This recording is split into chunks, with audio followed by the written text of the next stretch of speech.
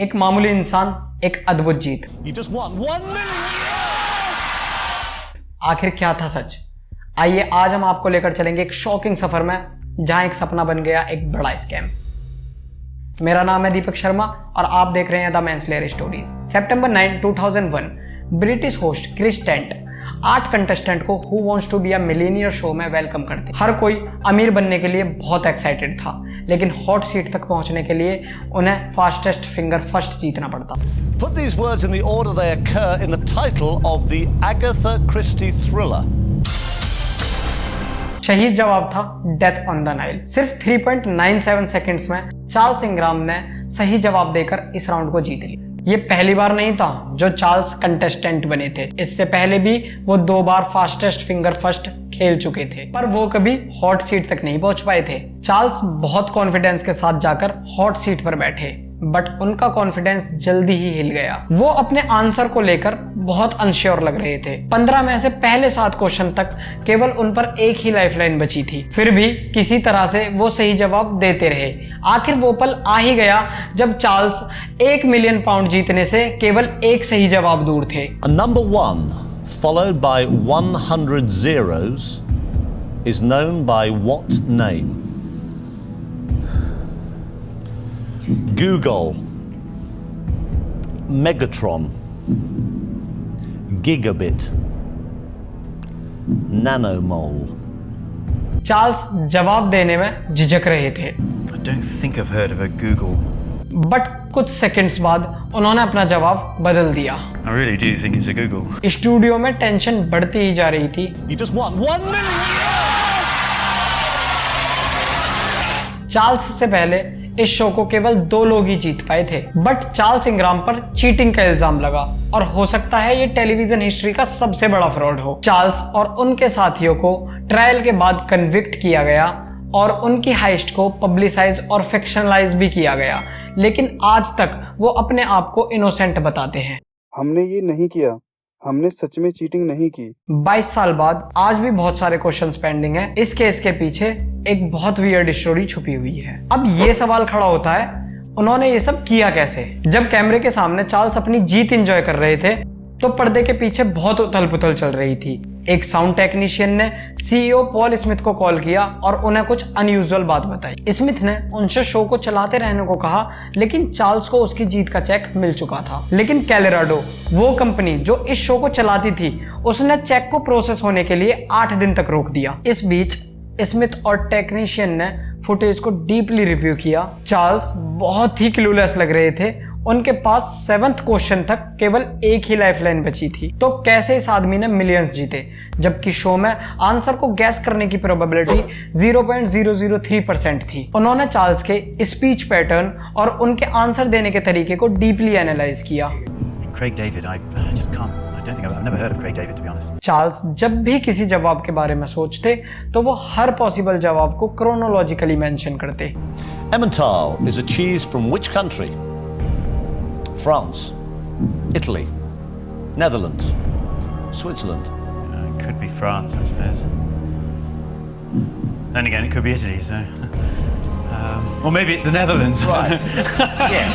That's sort of how the question works, Charles. No, I. देखने में ये सब नॉर्मल बिहेवियर लग रहा था, लेकिन फिर Who was the second husband of Jacqueline Kennedy? Adnan Khashoggi, Ronald Reagan, Aristotle Onassis, Rupert Murdoch. Aristotle Onassis. Wait, क्या आपने भी नोटिस किया कि कोई सही जवाब आने पर खांसा? Aristotle Onassis. फिर ये बार बार हुआ। I think it's. I mean, again. Studio में कैमरा और माइक्स होस्ट और कैंडिडेट के लिए तो लगे थे ही, साथ में वो ऑडियंस के लिए भी लगे थे। टेक्नीशियंस क्राउड को एनालाइज करते हैं और देखते हैं ये हो क्या रहा है, कौन सही जवाब आने पर बार बार खांस रहा है। चलिए देखते हैं उन्होंने इस प्लान को एग्जीक्यूट किया कैसे। उस समय यूके के अंदर who wants to be millionaire एक सेंसेशन बना हुआ था। प्रोग्राम को चले केवल 4 साल ही हुए थे, लेकिन अभी तक उसने 19 मिलियन की व्यूअरशिप बना ली थी, जो कि उस समय के यूके की 1/3 पॉपुलेशन थी। आम जनता इस शो के साथ ऑब्सेस्ड थी और सेम चार्ल्स इंग्राम और उनकी वाइफ डायना भी इस शो से बहुत ऑब्सेस्ड थे। डायना के भाई एड्रिन पोल जो 4 बार इस शो में जा चुके थे और वो एक बार हॉट सीट तक भी पहुंच गए थे, जिससे वो 32,000 पाउंड की रकम भी जीत चुके थे। कुछ महीनों बाद डायना भी हॉट सीट तक पहुंच जाती हैं और वो भी 32,000 पाउंड तक की ही रकम जीत पाती हैं। हम आपको बता दें, इस शो में स्पॉट लेना एक्सट्रीमली डिफिकल्ट था और इस शो का सिलेक्शन प्रोसेस बहुत ब्रूटल था। लाखों लोग ट्राई करते बट हॉट सीट तक कुछ ही लोग पहुंच पाते। बट ये फैमिली शो में कई बार जा चुकी थी, तो इन्हें शो के अंदर के सिस्टम की सारी जानकारी थी। इवन एड्रिन ने अपने घर पर एक नकली फास्टेस्ट फिंगर फर्स्ट बनवाया हुआ था, जिस पर वो प्रैक्टिस करते थे। एड्रिन और डायना एक बुक पब्लिश करना चाहते थे,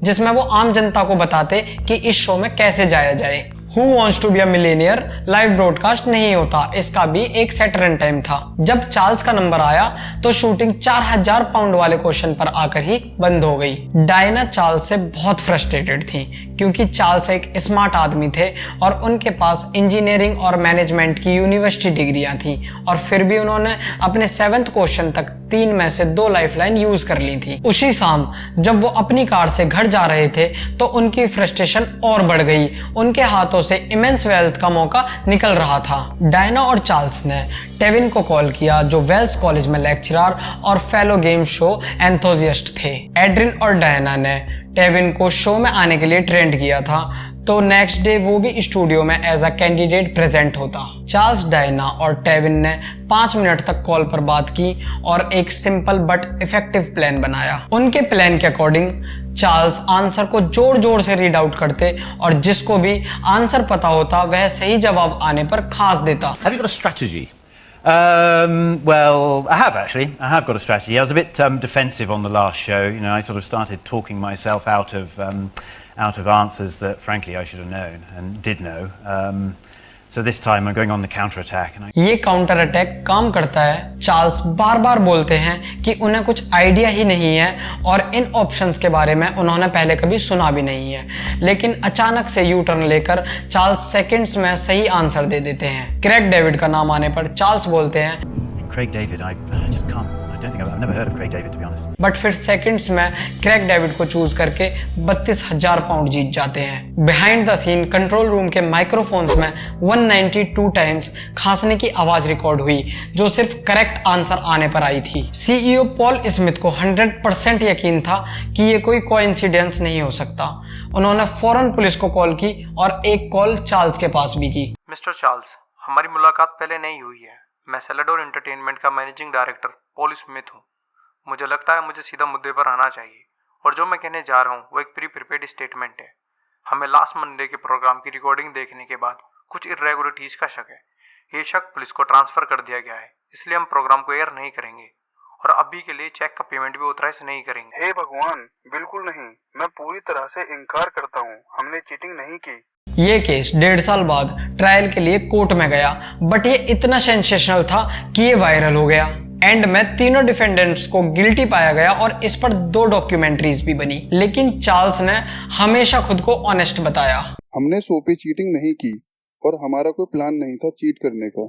मैंने ये पैसे ऑनेस्टली और फेयरली जीते हैं। जब मैं स्टूडियो के अंदर हॉट सीट पर बैठा था, मैंने कोई भी खांसने की आवाज नहीं सुनी थी। कुछ लोग बोल रहे हैं कि ये विक्टिमलेस क्राइम है, पर ऐसा नहीं है। हम ही विक्टिम्स हैं। एविडेंस के बेसिस पे हमें गिल्टी नहीं पाया जा सकता था। ये एक अच्छी स्टोरी थी जो मीडिया ने बनाई। ट्रायल खत्म होने के बाद चार्ल्स, डायना और टेविन की लाइफ कंप्लीटली डिस्ट्रॉय हो गई। चार्ल्स को हैरेसमेंट और पब्लिक ह्यूमिलेशन का सामना करना पड़ा और उनकी कैट को किसी ने एयर गन से मार दिया। इतना ही नहीं, उनके घर की खिड़कियों को तोड़ा गया और उनके घर पर वोमिट बैग्स भी फेंके गए। साथ ही उनकी बच्चियों को स्कूल में बुली किया गया। चार्ल्स ने आर्मी से रिजाइन कर दिया और उनकी फैमिली बैंकरप्ट हो गई। टेविन ने अपनी लेक्चरर की जॉब छोड़ दी और सबसे एब्सर्ड बात ये थी कि उसे अपना नाम ट्रेडमार्क करवाना पड़ा ताकि कोई कंपनी उसके नाम से कफ मेडिसिन ना बेचे। चार्ल्स का केस टेलीविजन हिस्ट्री का सबसे बिजार और कंट्रोवर्शियल केस में से एक है। चाहे उन्होंने चीटिंग की हो या ना की हो, लेकिन उनकी कहानी हमें यह बताती है कि इंसान इंस्टेंट वेल्थ के लिए किस हद तक जा सकता है। तो आपको हमारी ये स्टोरी कैसी लगी हमें कमेंट्स में बताएं, और साथ ही ये भी कि आप 1 मिलियन पाउंड जीतने के लिए किस हद तक जा सकते हैं। अगर आपको हमारी ये वीडियो पसंद आई हो तो इसे लाइक करें और हमारे चैनल को अभी सब्सक्राइब करें। और नेक्स्ट वीडियो ये देखें जिसमें हमने एक दूसरे स्कैम के बारे में बताया है, या फिर हमारी रिसेंट वीडियो चेकआउट करें।